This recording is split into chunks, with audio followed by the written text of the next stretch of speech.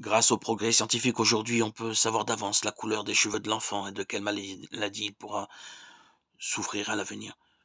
Car toutes les caractéristiques somatiques de cette personne sont inscrites dans son code génétique depuis son état d'embryon. Mais seul le Père qui l'a créé le connaît en plénitude.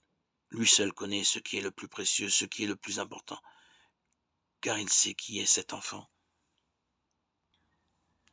quelle est son identité la plus profonde. La mère qui le porte en son sein a besoin de demander à Dieu d'être éclairée pour connaître en profondeur son enfant et pour l'attendre tel qu'il est. Certains parents sentent que leur enfant n'arrive pas au meilleur moment. Il leur faut demander au Seigneur de les guérir et de les fortifier pour qu'ils acceptent pleinement cet enfant, afin qu'ils puissent l'attendre de tout cœur.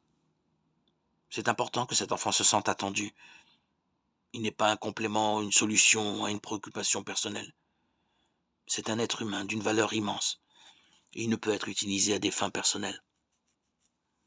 Donc peu importe si cette nouvelle vie te servira ou non, si elle a des caractéristiques qui te plaisent ou non, s'il répond ou non à tes projets et à tes rêves. Car les enfants sont un don.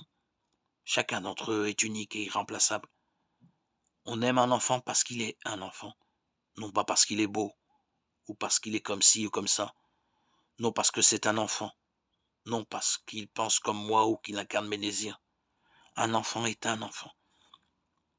L'amour des parents est un instrument de l'amour de Dieu, le Père, qui attend avec tendresse la naissance de tout enfant, l'accepte sans condition et l'accueille gratuitement.